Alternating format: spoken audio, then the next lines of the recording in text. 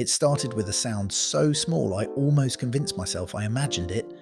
A faint snuff just beyond the thin nylon wall of my tent. The fire had burned low, just a faint red glow in the ring of stones, and the woods had gone completely still. No wind, no crickets, not even the pop of a coal, just that sound, like something breathing, slow and heavy. I froze where I lay in my sleeping bag, eyes wide open, trying to decide if I'd really heard it. We'd been joking earlier about bears, how the park ranger said they'd been spotted nosing around campsites for food, how Sam had laughed it off, saying, "If one comes for our marshmallows, I'll wrestle it." We'd all laughed then, but lying there in the dark, it didn't seem funny anymore. I could hear my own heartbeat thudding in my ears, and somewhere to my right, Ben shifted in his bag and whispered, "You hear that?" His voice was barely a breath, but it told me I wasn't crazy. Another sound came, this one unmistakable, a soft crunch of leaves, deliberate and slow, followed by the metallic clink of something bumping against the picnic table. The air inside the tent suddenly felt tight, heavy with the smell of our earlier dinner. Beans, sausages, and, foolishly, the bacon grease we hadn't cleaned off the pan before leaving it by the fire. Sam had sworn it'd keep the mosquitoes away. Now, I imagined that same pan as a glowing beacon for anything with a nose. I could feel the tension from the others. No one dared move. The night outside seemed alive with that one presence, quiet but enormous. I strained to hear more, and that's when it came, the long, slow exhale of an animal, followed by the unmistakable sound of claws scraping against the cooler, a low grunt. Something big was right there. Every instinct in me said, "Don't breathe," but Sam, never one for silence, whispered, "That's not a raccoon." His whisper was so loud it made me wince. The sound outside paused, like the creature was listening too. Then another snuff, closer now, and I swear I saw the shadow of its head pass across the tent wall, broad, heavy, with two rounded ears. My mind raced through all the advice I'd ever been given. Don't move, don't run, make noise, play dead. Every bit of it collided in confusion. I didn't know whether to shout or pray. Meanwhile, Sam was slowly unzipping his sleeping bag, muttering something about checking what it was, and I grabbed his arm, shaking my head so hard my neck popped. Outside, another sound, this time a crunch and a loud shh. Like someone opening a soda can. Ben mouthed, "The root beer?" We all stared at each other, realization dawning. We'd left the 12-pack under the camper earlier, thinking a bear wouldn't care for pop. Now, through the trembling fabric of our tent, we heard slurping and crunching aluminum. Sam finally whispered, "Well, at least it's not the Diet Pepsi." I would have laughed if my mouth hadn't been so dry. The sound of those cans being crushed was both horrifying and absurd. Crunch, hiss, slurp. You could practically hear the bear enjoying himself. Each new can seemed to open with more gusto, like he was rating them. Every few seconds, there'd be a pause, a sniff, and another satisfying crack, Ben whispered. He's taste testing them. And I bit the inside of my cheek to keep from laughing out loud. Fear and humour. Funny how close those two can live inside you when you're half convinced you might die. Sam leaned close and whispered, "We gotta scare it off." His eyes gleamed in the dim light of his headlamp, which he hadn't turned on yet. I whispered back, "You're out of your mind." But he was already rummaging through his pack for something. His car keys. He wanted to hit the panic button, but his car was down the hill, a good 50 yards away. So that plan fizzled. Outside, the bear had moved closer to our picnic table. We could hear the thud of its paws and the scrape of its claws against the wood. Then, oh sweet mercy, it snorted right next to the tent. The canvas bulged inward an inch where its nose pressed against it. I swear I could smell its breath, a mix of damp fur and root beer foam. My heart nearly exploded right out of my chest. Ben made a tiny squeak. The bear huffed and shuffled, sniffing along the base of the tent. We all held our breath. I could hear Sam's teeth chattering, not from cold, but pure adrenaline. The bear paused again. Then, from somewhere deep in its throat, came a low, guttural woof. Not aggressive, just curious. like it was trying to decide whether the giant nylon burrito in front of it might be worth unwrapping. I don't know what possessed me, but I whispered, "Maybe if we make noise, he'll go." Sam nodded, eyes huge. We started clapping, softly at first, then louder. "Hey bear, go on, get!" It came out half whispered, half squeaked. The bear didn't budge. In fact, it made a sound I can only describe as a sigh, like it was disappointed in us. Then something miraculous or ridiculous happened. From the other tent, where my dad had been sleeping, came the sound of a zipper, followed by his deep voice booming, "Hey bear!" The effect was instant. The bear grunted in alarm and bolted into the darkness, crashing through the brush like a runaway bulldozer. The noise echoed through the woods, fading into silence. We stayed frozen for a long while after that, listening. Finally, Sam whispered, "Think he's gone?"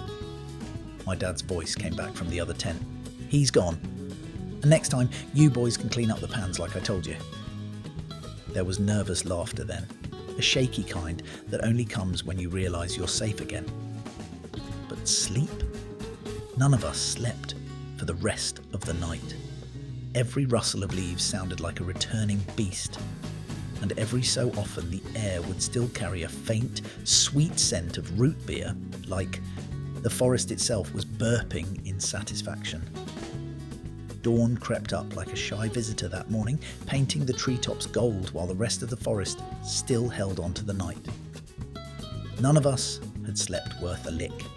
Every time a pine cone fell or a squirrel scurried by, one of us would jolt upright, ready for round two. When the first real light filtered through the tent wall, we finally dared to unzip the flap and peek outside. The sight that greeted us looked like the aftermath of a wild bachelor party. The fire pit had been poured through, the pan licked clean enough to pass inspection at a diner, and our cooler lay tipped on its side with the lid torn clean off. But the most tragic casualty was the 12-pack. Half the cans were punctured and crushed, and sticky trails of root beer ran down into the dirt like tiny amber rivers.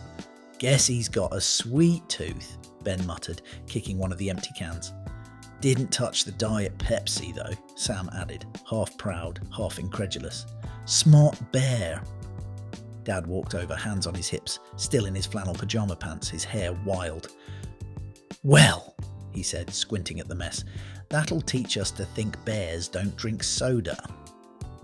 He poked at the cooler with a stick and added, "Next time, everything that smells even remotely edible goes in the car. Understood?" We all nodded like guilty schoolkids caught sneaking candy before dinner. The morning air smelled of damp earth and the faint sweetness of spilled pop. Sunlight glinted off the aluminum shards scattered around, and for a moment it almost looked pretty, like someone had decorated the forest floor with bits of gold foil. Birds began to sing again, cautious at first, then loud and cheerful as if to say, "You survived, you fools! Now clean up your mess." We got to work right away, gathering cans, scrubbing the sticky residue from the table, and trying not to laugh at ourselves. Every now and then, one of us would imitate the sound of the bear's snort, and the others would dissolve into nervous chuckles. Fear fades fast when daylight comes. Sam, never one to waste an opportunity for storytelling, said, "Just wait till we tell everyone we fought off a bear armed only with clapping." Dad shot him a look over his shoulder. "You call that fighting off?"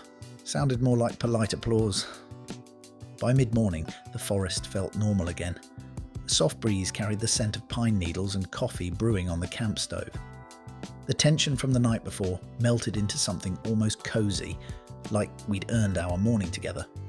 Even the mess became part of the story, something we'd tease each other about for years.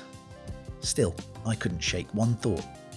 As we sat round the rekindled fire eating breakfast, I noticed fresh paw prints just beyond the campsite, deep and wide.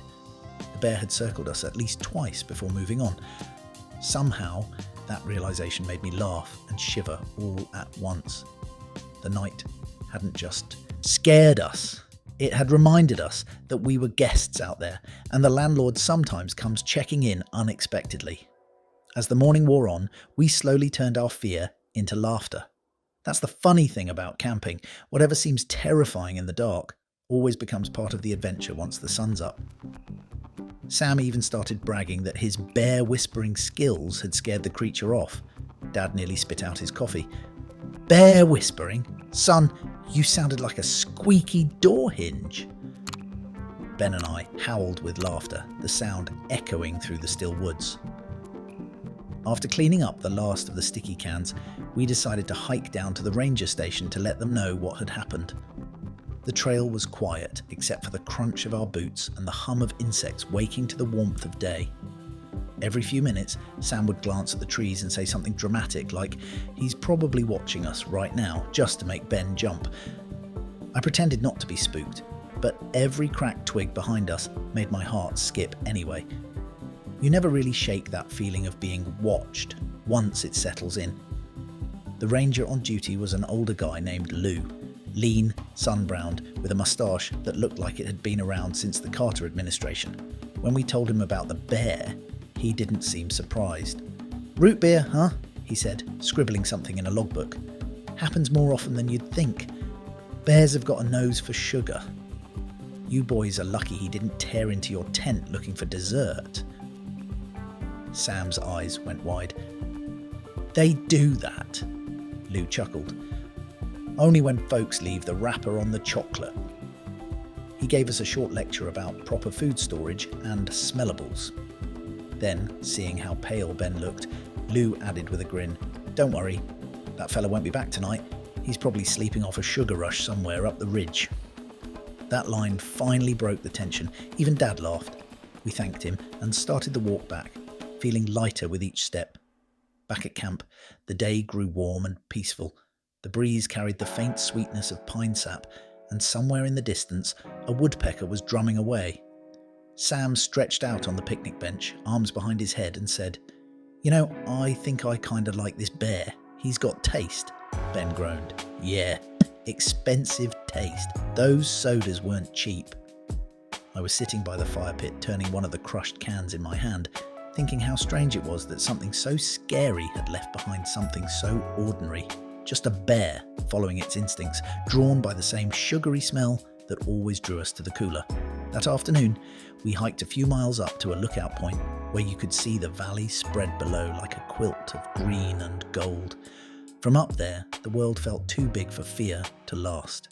The forest stretched endless and alive, and somewhere out there, our visitor from the night, before lumbered through the brush, probably without a care for us at all.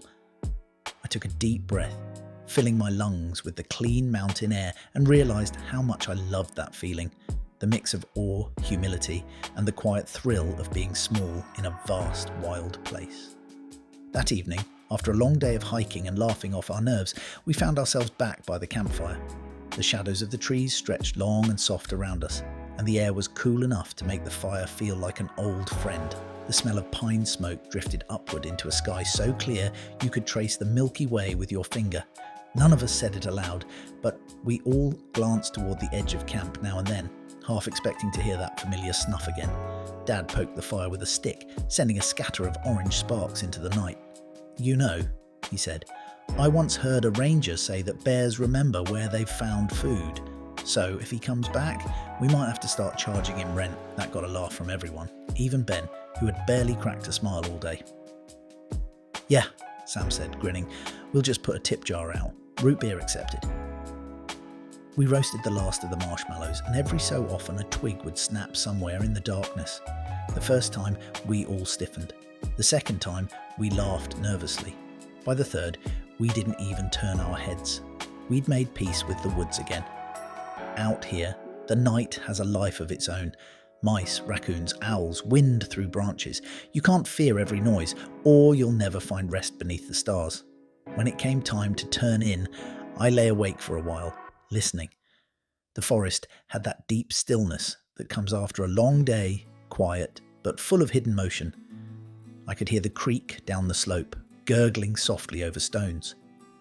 My tent still smelled faintly of smoke and sugar, and I thought about that bear out there somewhere, maybe lying under a pine tree, belly full of root beer, snoring just as loud as Sam would be in a few minutes.